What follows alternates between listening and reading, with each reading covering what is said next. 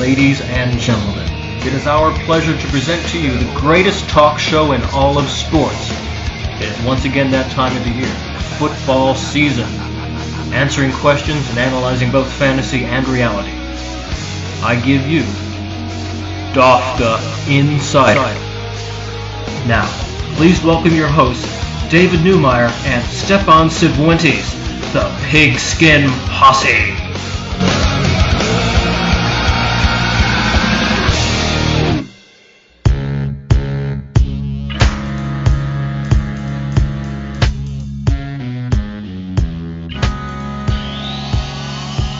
Unravel the world of John Madden, 2002. Y'all players need to switch up your offensive pass. All right, folks. Decision Dave, I guess, kind of this week, because we're going to be making some picks later. Yes, we'll go Decision Dave for the week. Decision Dave this week. All right, we'll figure out something for next week later. And we got Stefan here. He's we'll come up with something that rhymes with Steph or goes with Stefan too. Steph the ref fresh to death, man. It always has been, always will be. That's how we go. Always works. Looking good, man. How is it going down there in Blacksburg? It's up and down, but it's good. It's good. It's cool. How about you, Steph? Feeling good, man. Today is a nice day in Vienna. Beautiful day. Sun is shining. Birds are singing. Absolutely lovely day to be here. And, certainly a lovely day to have Peyton Manning on your fantasy team. And that would be me. Just so all of you goons know, I hope you all are having an awesome time, either in college. Actually, no. Yeah, college. So, with that, let's get started. Broncos-Ravens last night, Steph. What did you think? Absolutely. I was not fortunate enough to be able to watch the game, but I don't think it's a game that, especially if you're a Ravens fan, it's not a game that you really want to watch. I don't think, with what the statistics say, it's not one you really have to watch. It wasn't close in points, and statistics weren't exactly close either. Peyton Manning, he's got exactly 100 yards on Joe Flacco, even though Flacco threw the ball 20 more times. What can you say? I mean, things were working for Denver, and obviously something is not going well for Baltimore. He had 5 touchdowns on Flacco as well. I'm sure all you guys have heard by now, but 7 touchdowns to Peyton Manning. First time in 43 years a quarterback's done that. And also only the second quarterback ever to have 7 touchdowns and no picks. I have him, just in case you guys didn't catch that earlier. It's a good call. It was a good call. Now do you know who was the last quarterback to throw 7 touchdowns in a game? Last quarterback to throw 7 touchdowns in the game, I believe, was Elliott Tittle for the Giants. Right. I could be wrong. There might have been someone else in between then, but he was either the second or the first or second last guy to do it. Okay, because I've heard Unitas' name mentioned in that company. I don't know if he had so many, but I've heard his name definitely mentioned in single game records. Blanda's another one of the guys. It's weird. It hasn't happened in a long time, which is kind of surprising, but the way it goes. Well, that's kind of an ultimate irony now that Peyton is, I guess, mathematically in his twilight, but he's setting records now, and he's set the stage for a new team apart from his longtime home, the Colts. He set the stage for a new team to be a contender in the AFC. And I watched the game until 35-17. First half, it was close. Broncos made a couple mistakes, so did the Ravens. But Peyton Manning with these weapons, Eric Decker, Demaryius Thomas, Julius Thomas, and Wes Welker is going to be disgusting. Whoever has those wide receivers on your teams, nice. Good work. Yeah, a good call, and I think, I can't speak to the longevity of whatever the problems were that the Ravens defense was having, because say what you will, obviously the Broncos had they had a great game, but I think there has to be something said for so many things to go that right for them. There has to be something coming from the defensive side that was not clicking. Couldn't agree more. Aaron Hernandez, or Hernan Cuff, says he's about to be. He's pleading not guilty. Any surprise there for you? No, I mean, that's pretty typical. I mean, you're gonna see that anytime any big name person, whether it be in sports or in film, television, anything like that, obviously. It's over if you plead guilty anyway, so. Well, yeah, and I mean they have access to obviously completely different resources than we do, so I wouldn't be surprised if from whatever date the trial starts, if he walks within I'd say 4 or 5 months, and Now, his presence in the league, obviously, that has a lot more to be spoken for, because this is not even close to being on the level that Michael Vick was. That's true. Completely separate. All right, so next question, or next topic. I'm asking you about Chip Kelly. The two Eagles coaches, the former one, Andy Reid, and the new one, Chip Kelly. What do you think? Chip Kelly first. Well, here's my take on Chip Kelly. I'm not hugely knowledgeable in college football, much less than NFL. But from what I do remember, obviously the Ducks had a long period of dominance within the NCAA.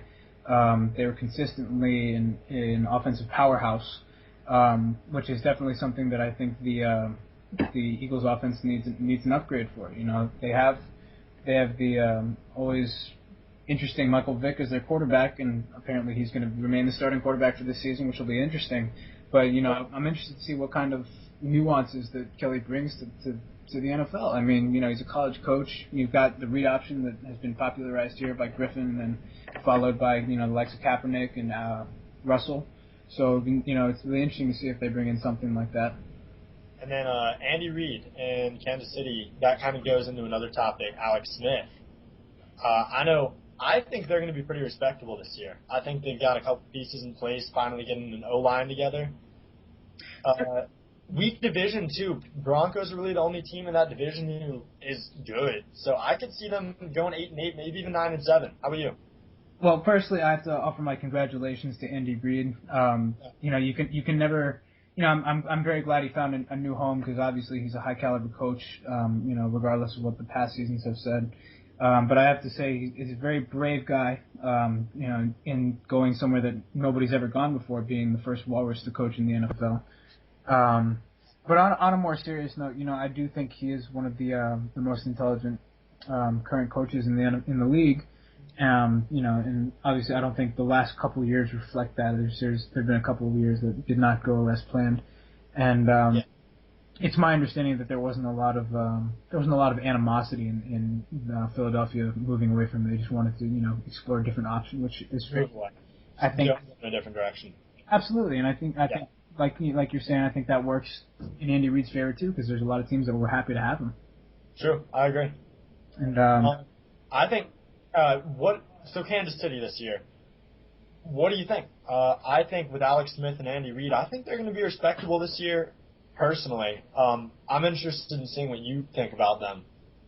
Yeah, obviously, I think their presence can be his presence there will be very, very interesting to see in terms of how their gameplay changes. And with Alex Smith being there, obviously, I want to talk about Alex Smith. Whatever side of the coin you fall on in terms of what happened last year in San Francisco, you can't argue that he is a great quarterback, solid quarterback. I think has top 10 potential when he's playing well. And, I think if anything, what happened last year has just given him more fire to prove himself and to show why he should be the starter and why it may have been a bad decision in his opinion last year. Yeah, you certainly hope so. You'd love to see a guy who just has a lot to prove and plays like it. I think, Jamal Charles, Dwayne Bowe, they've got a solid offensive line finally. I think they'll make some noise. I could see him having maybe a 9-7 record. AFC West is pretty bad, so other than Broncos. Chiefs. So we both think that they could make some noise this year. Absolutely. Now, I have a question for you. Our league, matchup of the week. Who do you think presents the most interesting matchup?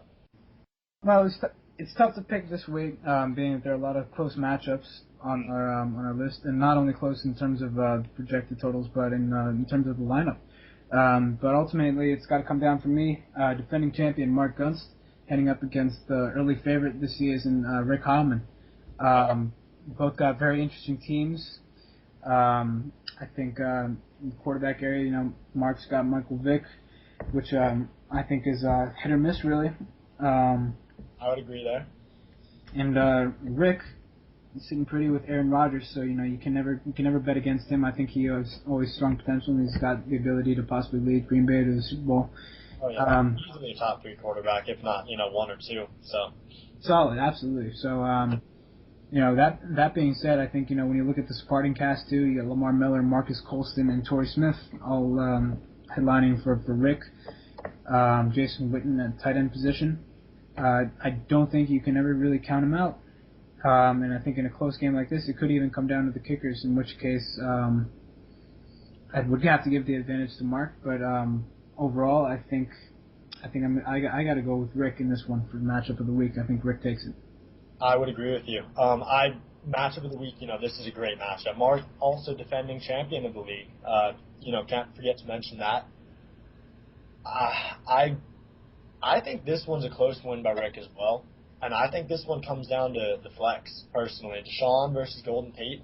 Seattle's got a talented, explosive team. I think Golden Tate might grab a touchdown or two, red zone situations.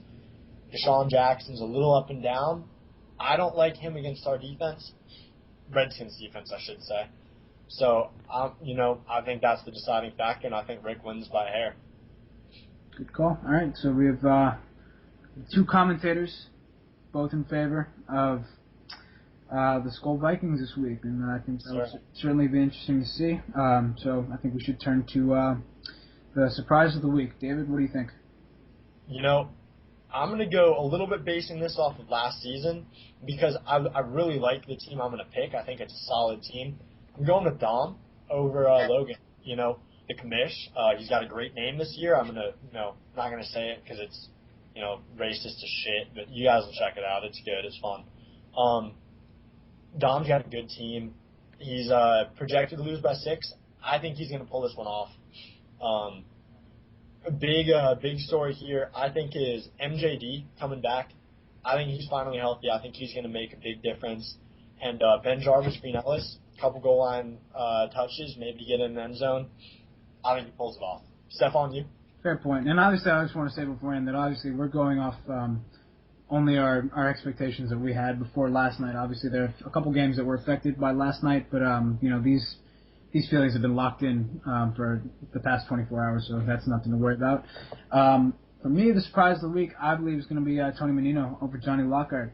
Looking at his lineup, it's solid. There's nothing that you can really complain about too much. You got Matt Ryan, who I think is a steady quarterback, a guy with top 10 potential, especially considering who he's got around him.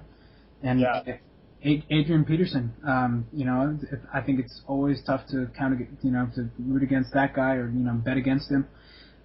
He's got big point potential every week, assuming that he can play in any shape like he did last year. He could come not even close to playing the year he had last year and still be a threat every single week. So.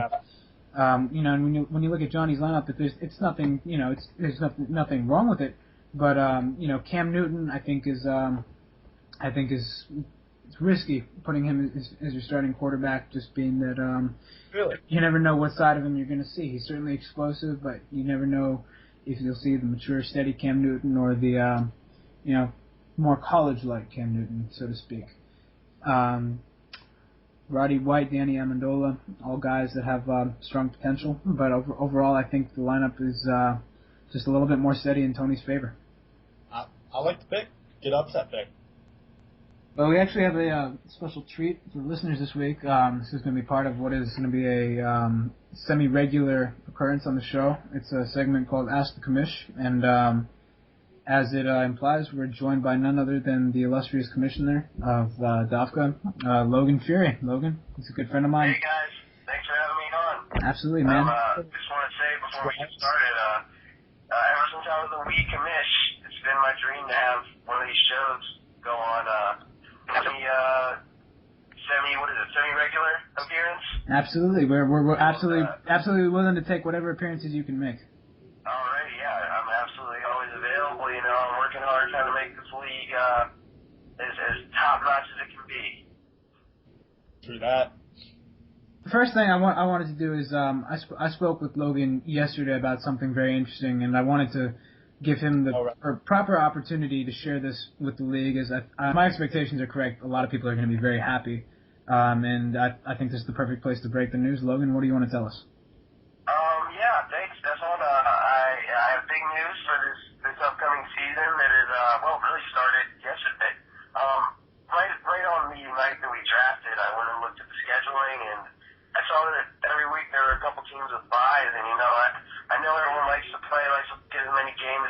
can. So I have decided to do away with all the buys. I went through and I assigned the teams to play each other each week. They may be playing the same person a couple times during the season, but it's better to do that than to have a bye.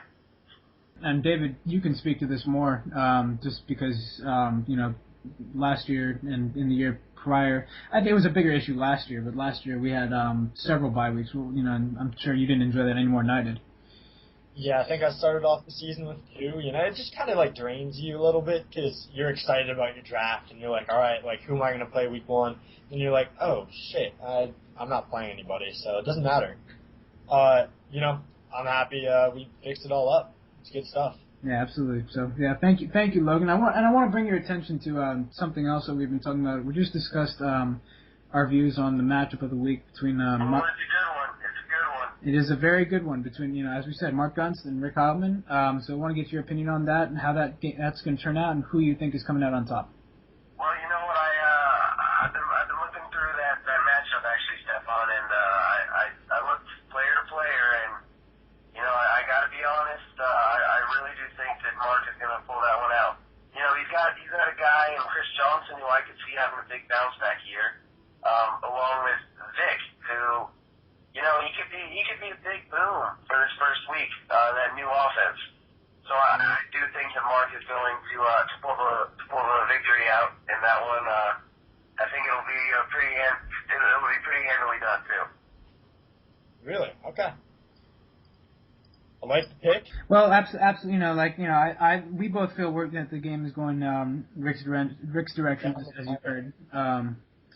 But I think, like I said, even closer than the projected total is what I think the potential scoring potential is for both sides. But I think they both have some big scoring players, and my feelings about Vic, especially this week, are a little different than yours. David, how do you feel about Vic heading into this week? I feel like the Philadelphia offense is probably going to put up some points. The problem is I think they're also going to have some turnovers. I like our Redskins defense. I think we're a big play defense, both for the other team's offense and for our defense. So anything could happen, but I'm not crazy about them this week, personally. Fair points all around, gentlemen. And it's going to be interesting. You have the two commentators going up against the commish.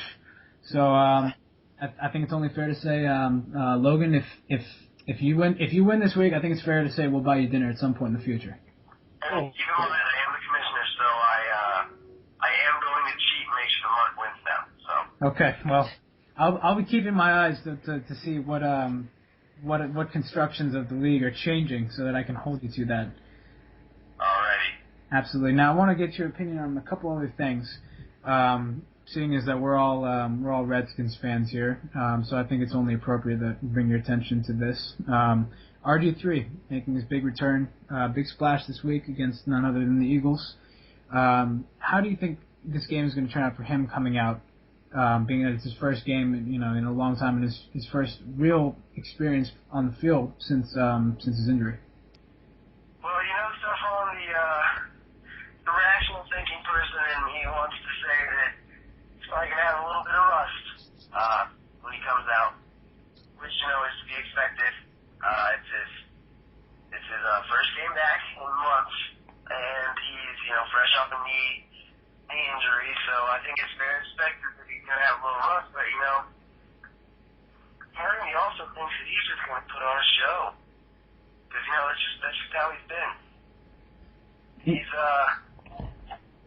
his whole career, he's just been proving people wrong, so we'll see, though. It should be fun to watch. Do you think do you think that his injury has any bearing on his potential for the entire season, or do you think most of these fears are just going to go unfounded? Well, you can say that. Everyone likes to say, the way he plays football, he's gonna get hurt, but Tom Brady and Peyton Manning both suffer season-ending injuries staying in the pocket. It's football, it's not a safe game. There's always going to be a possibility for somebody to get hurt. I think that the way he rehabbed and the way the surgery was done, I think that he is in a great position to succeed and be healthy for the whole year. you got to play smarter. There are some hits that he shouldn't be taking, but he can fix that with a couple slides. Well, absolutely. Here's hoping. I think David, you're in the same boat with me, hoping he can stay healthy for a full season. Yeah, best case, I don't think he has any setbacks, but we'll see. Anything can happen. It's contact sport, so. Absolutely, and then Commish, since you were just talking about the potential Michael Vick has this week, RG3 and Michael Vick are matched up this week. What are your feelings on the many comparisons that we hear about these two players? Well, there's always going to be those comparisons. They are both fast, African-American quarterbacks with big arms. So they're always going to make those sort of comparisons, That's every up-and-coming quarterback like that is going to be compared to Michael Vick. Excuse me. But, the way they play, I think Robert's more of a traditional passer. He's going to look to throw before he has to run, and he's going to run if he has to. But Vick is one of those guys that can just run when he feels like it's easier for him, Absolutely. Fair point. Yeah. Fair point to make. And before you go, since being this is the big initial broadcast, we both cast our picks for the favorite to take the league this year. Who do you think is taking it? Well, there's a lot of good, and I really do think it's wide open. I can't really, as commissioner, I can't really choose one team that I think could win it all because I could make that happen, if you know what I mean. That's not the kind of person I am. I don't want to have that temptation, so I'm just gonna let that one go. I'll say it's a wide open year. Anybody can take it, really. Can't say I don't agree with you. I agree with you. Except for Dom, because I'm coming for him. Doug Martin and Frank Gore and Daryl Richardson are coming to run the ball down your throat. Power, baby. Russell Wilson's gonna scramble out, hit his receivers deep. Then you got Blaine Bowe and Jordy Nelson just racking in the touchdown catches. Just racking them in.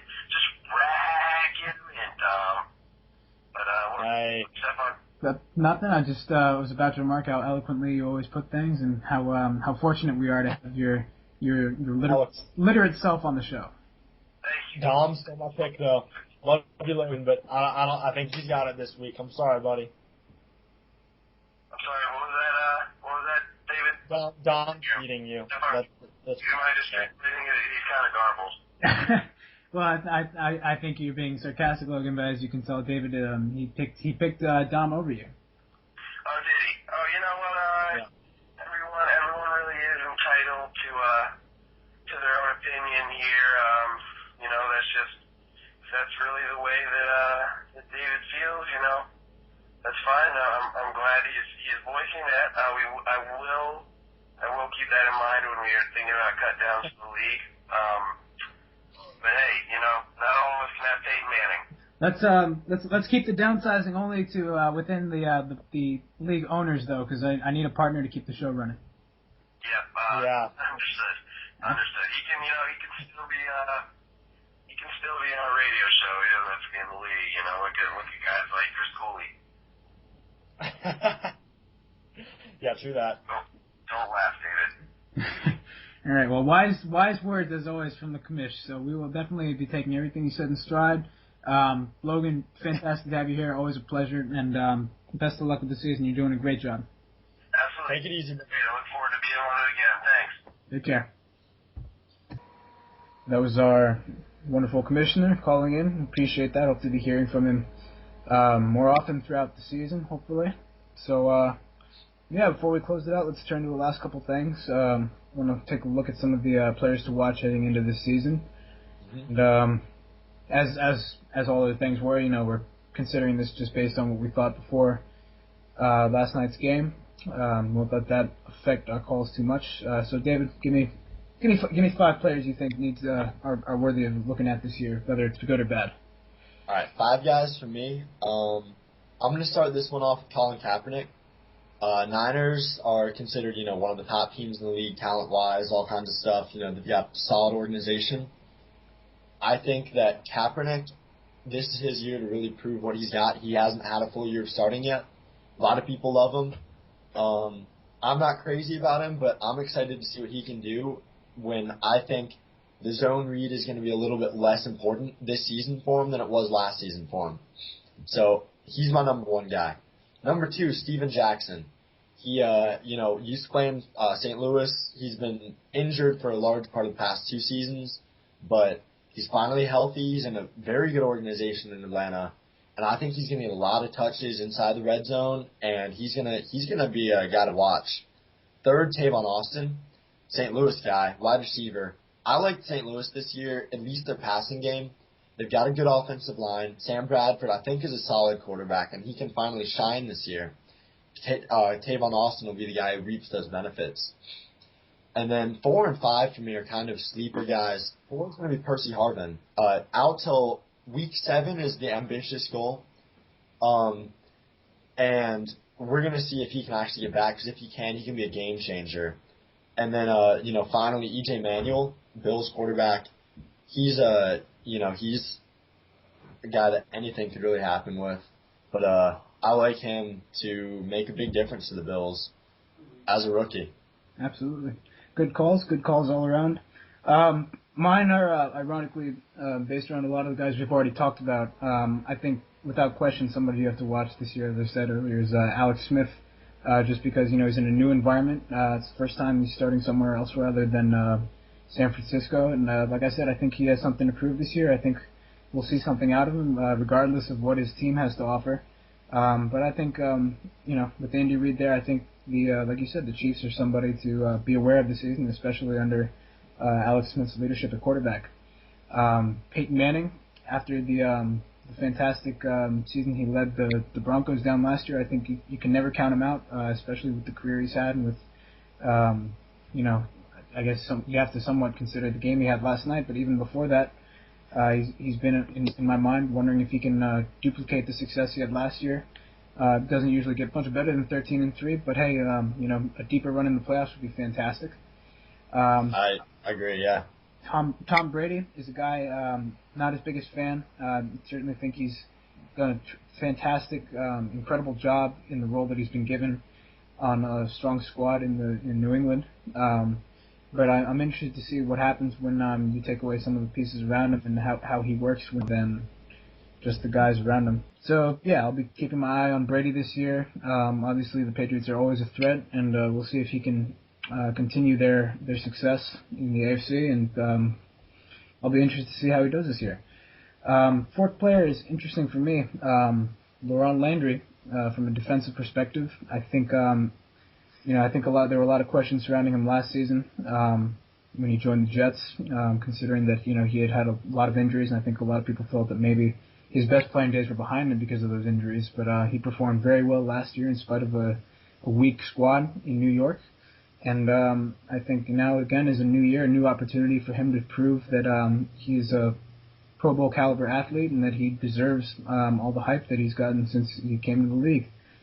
So I'll certainly be keeping my eyes on him. And number 5 for me is Reggie Bush. Another change in scenery for him. He heads up to Detroit. I think he's certainly a talented running back, but I don't think he was ever quite what the hype expected him to be during his career. But I think now he's joining a team that has standouts in Matt Stafford and obviously the great Calvin Johnson. So Yeah. It'll certainly be interesting to see what he can do as a part of that offense. And also, one interesting side note of that, the Detroit Lions targeted their running backs in the passing game 129 times last year. Just to put that in perspective, they had Mikel LaShore and Joey Bell, I think, were the 2 guys that were being targeted. So, I love the Reggie Bush pick as the final guy to watch for you. Yeah, absolutely. And, that's the kind of back I think he has the potential to be, is a strong receiving back with also with, obviously, as we've seen through his career, strong returner potential if they decide to put him back there. Big play guy. Absolutely. So I think these are the players to watch. I think it'll be interesting to see how they develop within the perspective of the NFL and also within our fantasy league. I think they'll definitely be either shine or, fall behind expectations kind of players this year. Definitely guys to watch, though. Keep tabs. Mark that little flag on ESPN on them. Final topic, Stephon. I want you to give me 2 teams to watch this season, not counting yourself because I know you're high on your squad, obviously. Picking a kicker in the 5th round, you gotta love it, right? Absolutely. And, obviously it's hard for me to pick a team as my runner-up because obviously I will be winning the league. But if you're asking me to do that, if you're asking me to pick the second best team in the league, I'm very impressed with the team that Tony Menino has put together. And like I said, I pick him for the surprise of the week, and I think once he proves me right, the league is going to start paying him some more attention, and I think he's going to be probably the strongest contender heading into the postseason.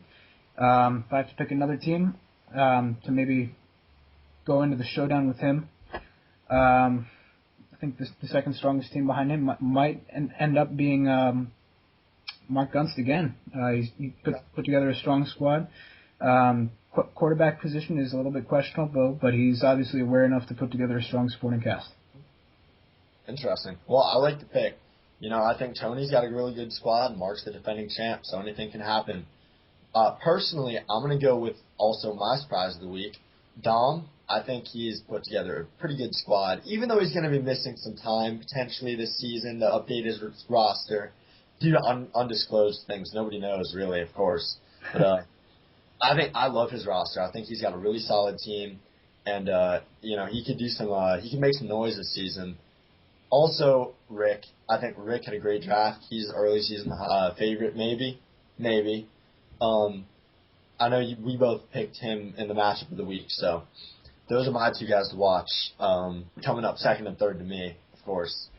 Yeah. So we'll see this season. It's going to be fun, guys. Yeah, certainly. Rick, as you said, Rick has put together a very respectable squad, and I'll be interested to see if he can live up to his potential all the way throughout the season. Obviously, I have great expectations of him starting out. We'll see if there's the longevity that he needs to take home the Meatus Bowl trophy. If not, it'll certainly be fun to watch at least for now. Yep. So yeah, I think that'll about wrap it up for the DOFGA Insider this week. Very, very thankful for those of you that have joined us at this point, and I just want to say, before anything else, good luck to Rafa Nadal heading towards this weekend in the U.S. Open. I think he's the man to win it this year. Random, but I like it. Yeah? I don't know much about tennis, but I like Rafa. So. Gotta plug my man. So. All right, fellas, take it easy. Be smart, be safe, have fun, and we will, see you on the field. Rafa Redskins, man. That's what we're doing. First field. So thanks for joining us, guys. Hope you guys are all doing well. And David Newmeyer and Stefan Cifuentes will check out. See you next week. Take care. It's Posse signing off. Give me a hell, give me a